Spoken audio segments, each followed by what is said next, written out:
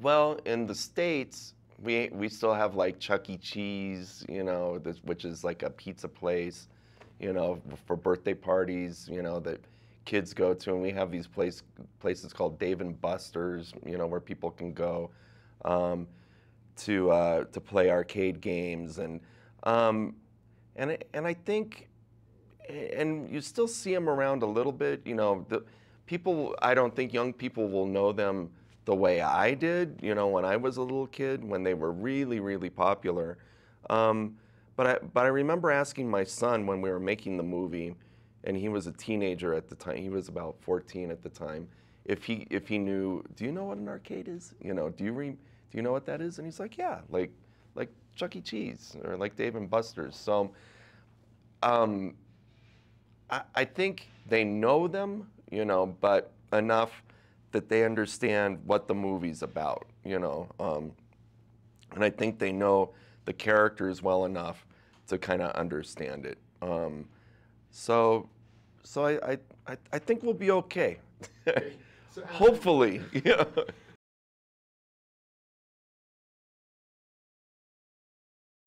We try to make it about one thing, and feel, and feel like you're getting kind of different chapters in that one idea. And ultimately, the whole movie is basically about a guy who's pretty immature. He's he's very selfish. And acts kind of like a kid. He when he doesn't get his way, he throws tantrums and he cries, and he thinks his life is pretty bad.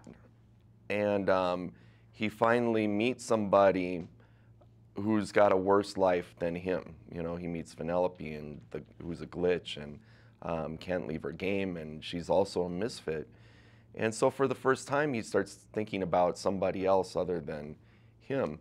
And he starts to become kind of like a big brother, to this little kid. And then ultimately, almost like a parent, he's like a father to this little girl that he would kind of lay his life down for her. So we get to watch this this journey, from a person who's immature and selfish to a person who's more mature and selfless, that would give his life for another person. So we always keep that line really kind of clear as we're telling the story. But then, like you say, it feels like a game where he's kind of having these different adventures.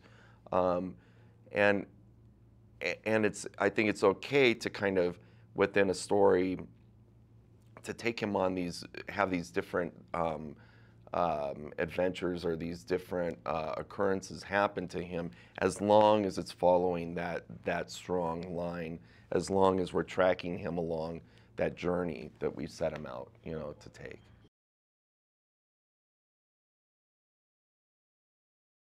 Well, I knew from the beginning, if it was about video games, the movie, that I wanted to use real video game characters and references in the movie, not made up ones.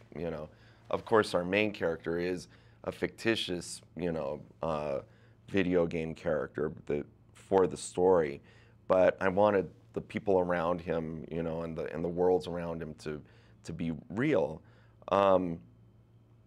So it's a balance, it's a balance of letting the story, kind of come through, in the movie, and also kind of peppering in those jokes and references throughout. And what we did is at the studio where I work, Disney, you'd be surprised how many people at an animation studio like video games. You would be surprised, You would be surprised how many video game nerds and geeks are at an animation studio, just teeming with them. Tons of them, like cockroaches. So what we would do is we would say, what are some jokes we want to tell? What could be in the graffiti, on the wall of Game Central Station? Who are some characters that we could see walking around or at Badenon? So we had a lot of a lot of authorities, working on this movie, people that really grew up with games and have clocked a lot of hours playing games. So we really had our pick of a lot of the best jokes and references, based on everyone's opinion.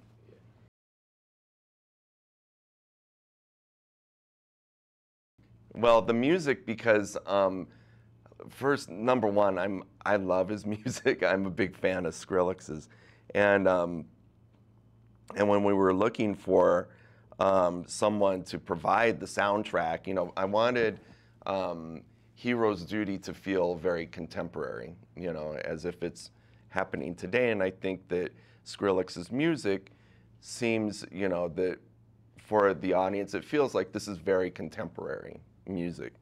When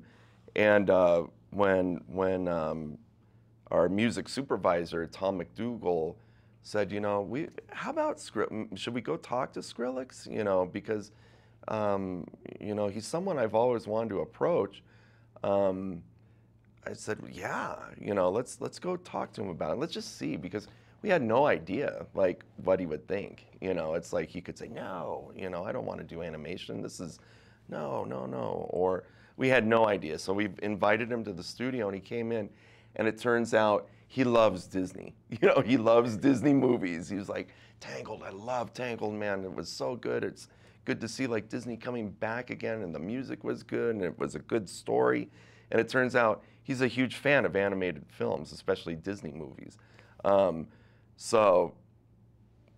he loved like the idea of his music being, the backdrop for Hero's Duty. So it was kind of a match made in heaven, and we got along. And he's such a sweet guy. I mean, such a good person. And everyone just kind of hit it off right away. So it was just like, as soon as we met, it was like, this is good. He wanted to be involved. I wanted to work with them.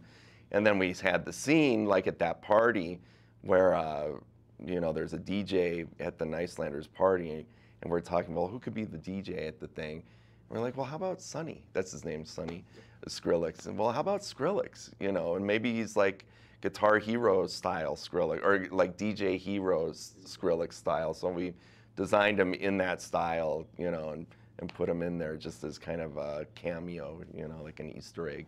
Just another thing I'm doing for you, the audience. I'm giving and giving and giving,